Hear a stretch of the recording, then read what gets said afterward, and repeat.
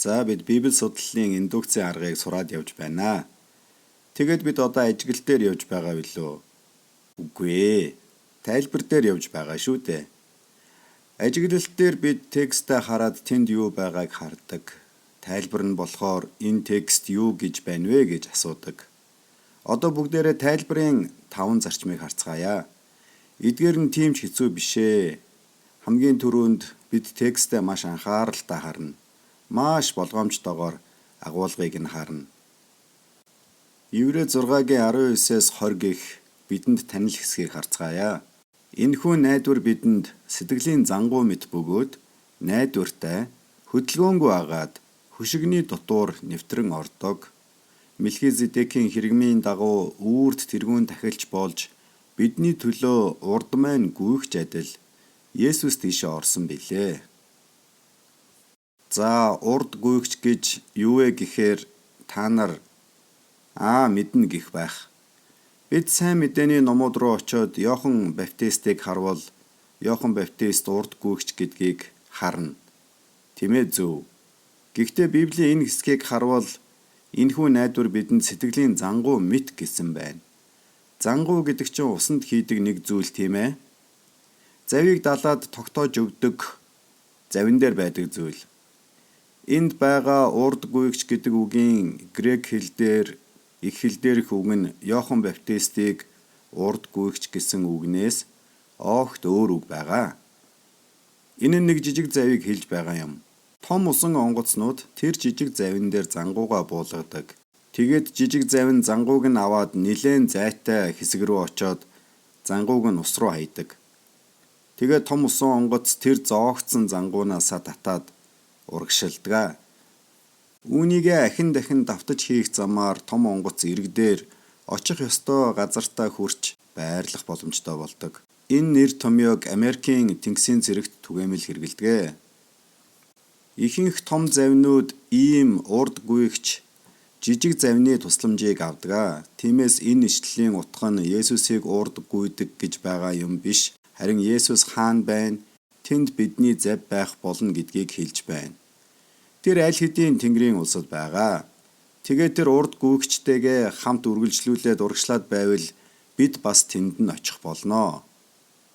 За өөр нэг жишээ өгье.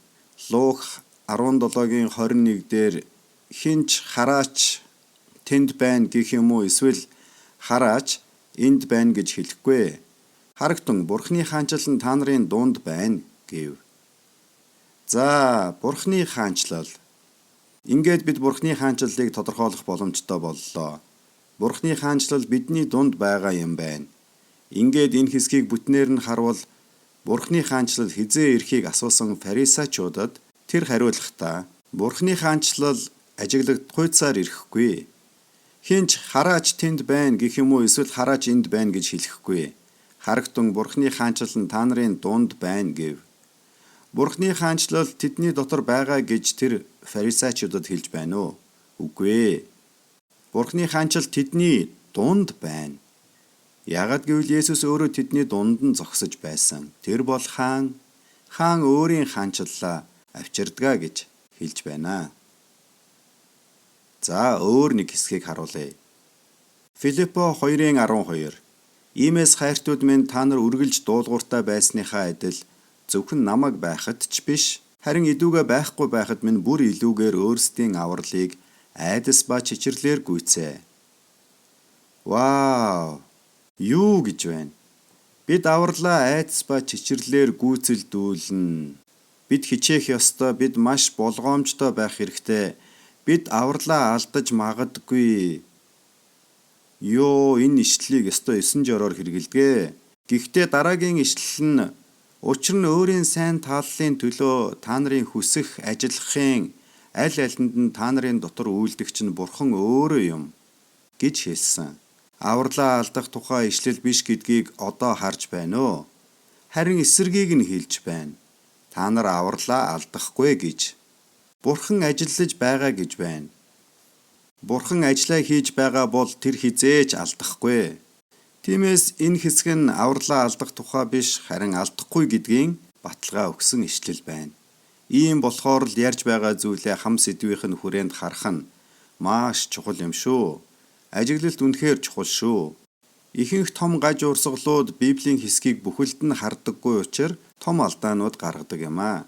Тухайн ишлэлийн агуулгыг нь бас хүрээлж байгаа хам сэдвийг нь харддаггүй. Маркийн сайн мэдээнээс нэг жишээ хуваалцъя. Үннээр би та нарт хэлье. Энд зогсогсдын зарим нь Бурхны хаанчлал сүр хүчтэй эрхийг үзэх хүртлээр өхлийг амсахгүй гэв. За, Бурхны хаанчлал гэж юу билээ? Олон сонирхолтой зүйл ярьж байна. Бид хам сэдвийг нь харах хэрэгтэй. 6 өдрийн дараа Есүс өөртөөгөө хамт Петр, Яаков, Иохан нарыг аваад өндөр уулууд гараад тэдний өмнө дүрээ хувиргасан. Бурхны хаанчлал яаж харагддаг вэ? Сүр хүч гэхээр Есүсийн хувирсан төрхийг харж болно. Энэ бол хариулт нь юм. Хам сэдэв буюу агуулга маш чухал юм аа. Тэгэхээр агуулга нь хэр том бэ? Заримдаа бүтэн бүлэг байдаг, заримдаа бүтэн ном байдаг.